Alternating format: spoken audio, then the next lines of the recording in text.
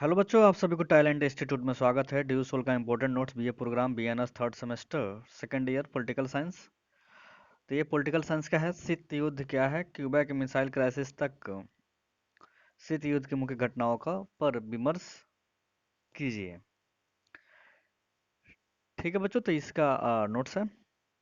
आप लोग का पेपर अब स्टार्ट होने वाला है, तो बहुत सारा नोट्स अपलोड हो चुका है। तो जिन बच्चों को अभी तक पता नहीं है, प्लीज़ आप लोग उनको हेल्प करिए। आप उन लोगों को वीडियो शेयर करिए जिन बच्चों को अभी तक पता नहीं है। ओके बच्चों, तो जल्दी से आप लोग चैनल को सब्सक्राइब कर लो आगे के हेल्प के लिए। आगे बहुत सारे आप लोगों को हेल्प मिलेगा। जब तक आप लोग को पढ़ाई ख़त्म नहीं होता तब तक हेल्प मिलेगा इस चैनल से। ओके, क्योंकि इस चैनल पे सारे कुछ मिलता है। Once 9th 10th 11th 12th का भी वीडियो जल्द ही आएगा। तो आप लोग घर पे रहते हैं बच्चे सब, तो इसीलिए इस चैनल को सब्सक्राइब कर लीजिए। ओके, और वीडियो पे ज़्यादा से ज़्यादा लाइक दें, शेयर करें अपने दोस्तों में। ओके, चलिए अब इसका आंसर देखते हैं। तो ये रहा, शीत युद्ध क्या है, क्यूबा के मिसाइल क्राइसिस तक शीत युद्ध की मुख्य घटनाओं पर विमर्श कीजिए। द्वितीय विश्व युद्ध, देखिए शीत युद्ध कब से स्टार्ट हुआ ना, अब क्या कारण था। द्वितीय विश्व युद्ध खत्म होने के बाद ये साल 1945 से 1989 के बीच का दौर था। दुनिया दो ध्रुवों के बीच बट गई थी, और ये दो ध्रुव थे अमेरिका और सोवियत संघ। ओके, शीत युद्ध शब्द का इस्तेमाल अमेरिका और सोवियत संघ के बीच उस दौर में जारी रहे तनावपूर्ण संबंधों के लिए किया जाता है। परमाणु युद्ध की आशंका से दोनों ही पक्ष कभी भी सीधे तौर पर एक दूसरे से युद्ध में नहीं उलझे, लेकिन उस वक्त करोड़ों लोग इस डर के साए में जी रहे थे। ठीक है ना, लेकिन बहुत लोग डर रहे थे कि कब लड़ाई शुरू हो जाएगा। फिर कई इतिहासकार इसे सरकार चलाने की दो तरह से व्यवस्था, पूंजीवाद और साम्यवाद के बीच की लड़ाई के तौर पर भी देखते हैं। ओके, चलिए, इसमें अमेरिका पूंजीवादी व्यवस्था का प्रतिनिधित्व करता था और रूस साम्यवादी प्रणाली का। ठीक है ना, अमेरिका क्या करता था, पूंजीवादी व्यवस्था को प्रतिनिधित्व करता है, और रूस साम्यवादी प्रणाली का। देश चलाने का दोनों ही देशों का तरीका अलग था। ठीक है ना, देश चलाने का दोनों देश का क्या था, तरीका जो था अलग था। और दोनों ही ये मानते थे कि उनका सिस्टम ज़्यादा बेहतर है, और दोनों अपने आप को क्या समझता था कि मेरा सिस्टम सही है, और दूसरा समझता था कि मेरा सिस्टम सही है। दोनों ही देश ये मानने लगे थे कि दूसरा पक्ष अपने सिस्टम को दुनिया भर में लागू करने के लिए कोशिशें कर रहा है। तो एक दूसरे को गलतफहमी था कि वो अमेरिका सोचता था कि अपना वर्चस्व जमाना चाहता है सोवियत संघ, और सोवियत संघ सोचता था कि अब अमेरिका अपना वर्चस्व जमाने का कोशिश कर रहा है। ठीक है,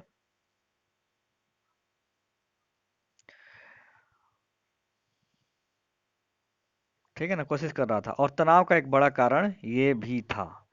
1945 में द्वितीय विश्व युद्ध खत्म होना वो मोड़ था जहां से इसकी शुरुआत हुई। ठीक है, 1945 का जो विश्व युद्ध खत्म हुआ, उसके बाद से शीत युद्ध का लड़ाई शुरू हो गया।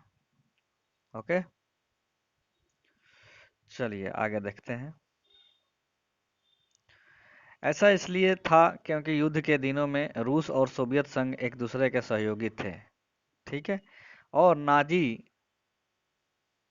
जर्मनी उनको नाजी जर्मनी उनका साझा दुश्मन था।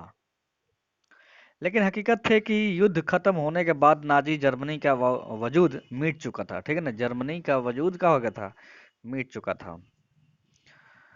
इस युद्ध ने यूरोप को बांट दिया था, और दोनों ही देश दुनिया के दो सबसे ताकतवर दबंग देशों की तरह उभरे थे।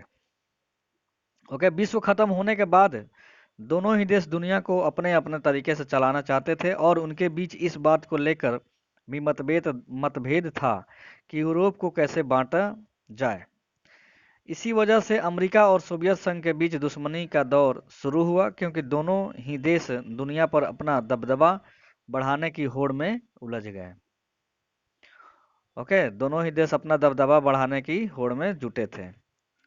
दोनों ही देशों ने अपने सहयोगी देशों का गठबंधन बनाना शुरू कर दिया। अमेरिका और पश्चिमी देशों ने मिलकर नाटो का गठन किया।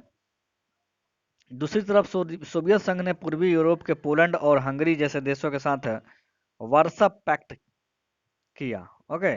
दोनों ही पक्षों को एक दूसरे के हमले का डर था और इसका नतीजा हथियारों के होड़ के तौर पर देखने को मिला। उन्होंने अपने हथियार का भंडार बढ़ाना शुरू कर दिया। ठीक है ना, दोनों अपना हथियार का भंडार बढ़ाना शुरू कर दिया।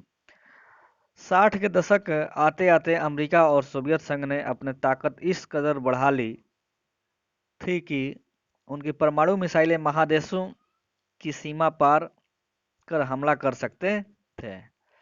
साल 1962 में क्यूबा मिसाइल संकट के दोनों में सॉरी मिसाइल संकट के दिनों में परमाणु युद्ध की संभावना चरम पर पहुंच गई थी। कब? 1962 की बात है ये। दुनिया के दूसरे जंगी मैदानों में या फिर जहां कहीं भी गृह युद्ध की स्थिति थी, अमेरिका और सोवियत संघ का बिना एक दूसरे पर वार किए परोक्ष रूप से लड़ना आम बात थी। ठीक है ना, दूसरे के कामों में अड़ंगा बहुत लगाते थे। लिवरपूल जॉन मोरिस यूनिवर्सिटी के सीनियर लेक्चर मैकलम क्रेग कहते हैं, शीत युद्ध कभी शीतल नहीं था। दोनों महाशक्तियों की परोक्ष लड़ाई में लाखों लोग मारे गए थे। ठीक है ना, दोनों के अमेरिका और सोवियत संघ के चलते कितना लोग मारे गए थे। Cambodia, Congo, Korea, Ethiopia, Somalia जैसी जगहों पर लोगों के लिए शीत युद्ध एक बर्बाद कर देने वाली लड़ाई थी। ठीक है ना, एक बर्बाद कर देने वाली लड़ाई थी। कौन? शीत युद्ध। इन जगहों पर अमेरिका और सोवियत संघ ने लड़ रहे पक्षों की पीठ पर अपनी बंदूक रखी और ये भी नहीं देखा कि उनका संघर्ष बेहद स्थानीय किस्म का था। अब देखिए, जब साथ आए क्यूबा और रूस, ये बात कब की है? 1960 के दशक की है। शीत युद्ध के दौर में अमेरिका की परमाणु ताकत सोवियत संघ के मुकाबले कई गुना अधिक थी। ठीक है ना, शीत युद्ध के दौर में अमेरिका का परमाणु जो ताकत था सोवियत संघ के मुकाबले कई गुना अधिक था। अमेरिका के पास रूस के को निशाने बनाने में सक्षम लंबी दूरी की 170 से ज्यादा अंतर महाद्वीपीय बैलिस्टिक मिसाइलें थी, जबकि सोवियत रूस के पास ऐसी गिनी चुनी मिसाइलें ही थी। अमेरिका ने सोवियत संघ को नियंत्रण में रखने के लिए अपने सहयोगी इटली और तुर्की के यहाँ मिसाइल के अड्डे बना रखे थे। ठीक है ना, अमेरिका के सोवियत अमेरिका जो था सोवियत संघ को नियंत्रण में रखने के लिए अमेरिका अपने सहयोगी जो देश था इटली और तुर्की में मिसाइल अपना तैनात कर दिए थे। इसके कारण सोवियत यूनियन पर अमेरिका आक्रमण कर का डर मंडराता रहता था। ऐसे में सोवियत ने साझेदारी दिखाते हुए अपने नए दोस्त फिदेल कास्त्रो के सहारे अमेरिका की शक्ति पर नियंत्रण करने की सोची। वहीं दूसरी ओर क्यूबा भी अमेरिका में की दखलंदाजी से परेशान था। क्यूबा क्या था? बहुत परेशान था इन लोगों के दखलंदाजी से, अमेरिका के दखलंदाजी से। क्यूबा के नेता फिदेल कास्त्रो ने के नेतृत्व में बनी कम्युनिस्ट सरकार को गिराने के लिए अमेरिका लगातार प्रयास कर रहा था। इसके चलते क्यूबा ने अमेरिका के विरोधी सोवियत यूनियन से अपनी सुरक्षा के लिए हाथ मिला लिया।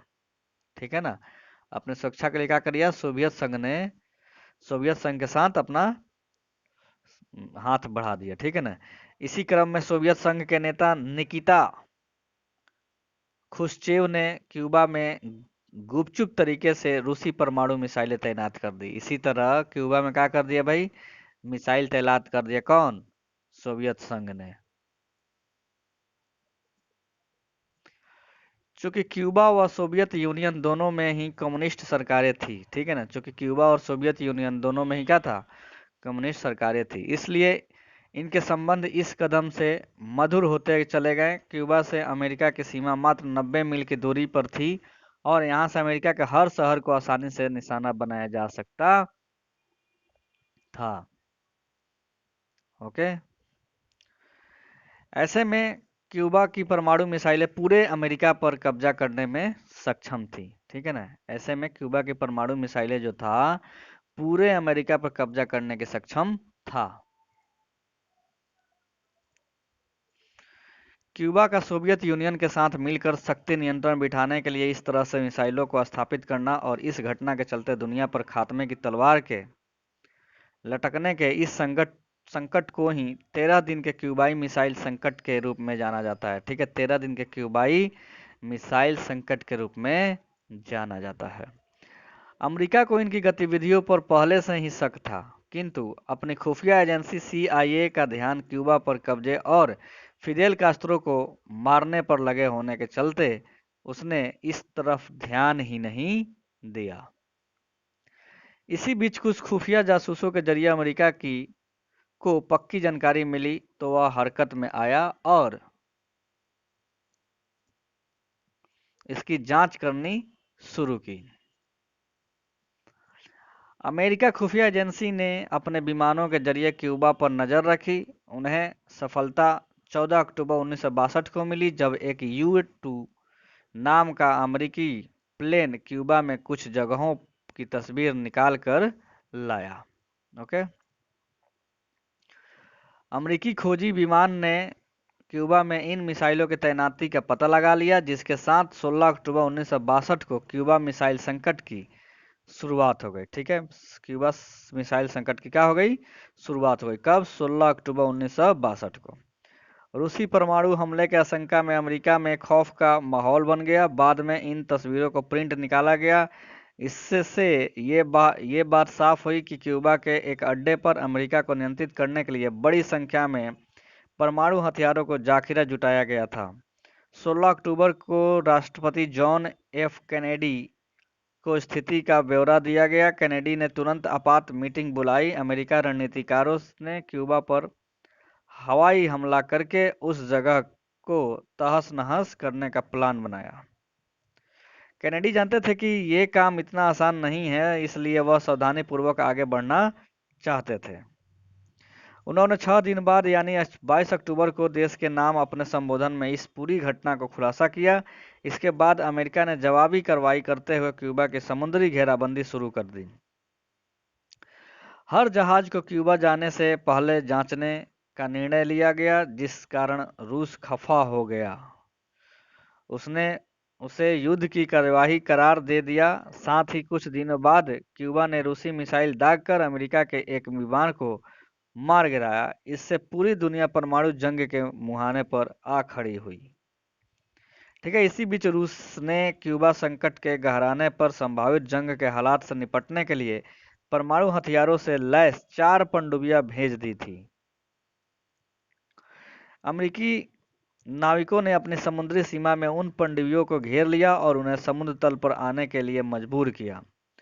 पनडुब्बी के नाविक अधिकारियों को रूस से संपर्क टूट चुका था। अपने आप को घिरा पाने की हालत में कमांडरों को लगा कि जंग शुरू हो चुकी है।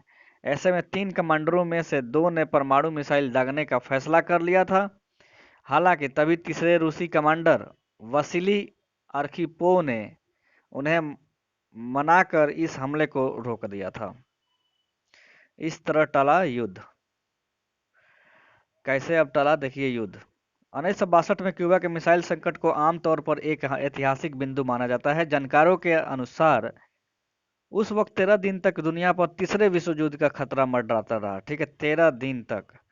कहते हैं कि इस घड़ी में अगर सोवियत नौसेना के एक अधिकारी ने इस परमाणु सामरिक युद्ध को टाला नहीं होता तो आज दुनिया की तस्वीर कुछ और ही होती।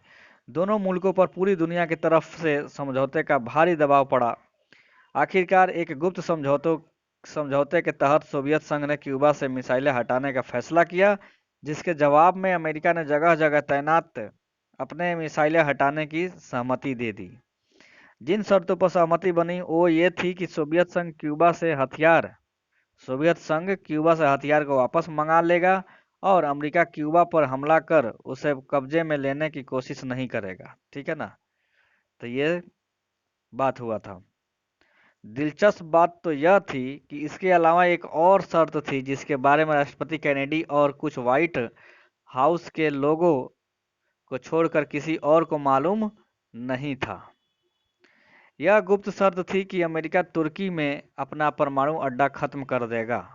ठीक है। बाद में जब इसके लिए तुर्की राजी हुआ तब इस शर्त को खुलासा हो सका। ठीक है। इस तरह से 13 दिन तक चले क्यूबा संकट का अंत 28 अक्टूबर को माना जाता है। लेकिन खुलासे से साफ हो गया कि इसी तारीख को दुनिया परमाणु युद्ध की तरफ जा सकती थी।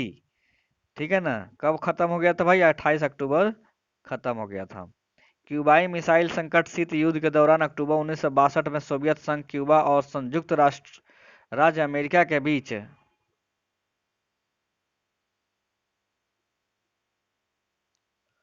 एक टकराव था। सितंबर 1962 में क्यूबा और सोवियत सरकारों ने चोरी छिपे क्यूबा में महाद्वीपीय संयुक्त राज्य अमेरिका के अधिकांश भागों पर मार कर सकने की क्षमता वाली अनेक मध्यम और मध्यवर्ती दूरी को प्रक्षेपित प्रक्षेपित मिसाइलें लगाना शुरू की। 1958 में यूके में थोर आईआरबीएम और 1961 में इटली और तुर्की में जुपिटर आईआरबीएम मॉस्को पर नाभिकीय हथियारों से हमला करने की क्षमता वाली इन 100 से अधिक यूएस निर्मित मिसाइलों की तैनाती के प्रतिक्रिया स्वरूप यह कार्रवाई की गई थी। 14 अक्टूबर 1962 को एक संयुक्त राज्य अमेरिका यू-2 फोटो आवीक्षण विमान ने क्यूबा में निर्माणाधीन सोवियत मिसाइल ठिकानों के फोटोग्राफिक सबूत जमा किए। फलस्वरूप बर्लिन नाकाबंदी से पैदा हुआ संकट शीत युद्ध के एक बड़े टकराव के रूप ले लिया और आमतौर पर माना जाने लगा कि शीत युद्ध अब एक नाभिकीय संघर्ष के कगार पर आ चुका है। संयुक्त राज्य अमेरिका ने क्यूबा आकाश और समुद्र मार्ग से हमला करने पर विचार किया और क्यूबा का सैन्य संगरोधन करना तय किया। यूएस ने घोषणा की कि वह क्यूबा में आक्रामक हथियारों को ले जाने नहीं देगा और मांग की कि सोवियत संघ क्यूबा को निर्माणाधीन या बन चुके मिसाइल ठिकानों का नष्ट करे और वहां से सभी आक्रामक हथियारों को हटा ले। तो इस तरह क्या हुआ वहां पे शीत युद्ध कैसे खत्म हुआ इसमें आप लोग पढ़े, आप लोग देखें। ठीक है ना, क्या कारण था। तो आप लोग इसको पढ़िए, अब एकदम ध्यान से नोट्स अपना बनाइए ताकि आप लोग का जैसे पेपर स्टार्ट होगा तो आप लोग को हेल्प मिलेगा। ओके बच्चों, फिर मिलते हैं अगले वीडियो में। थैंक यू सो मच बच्चों।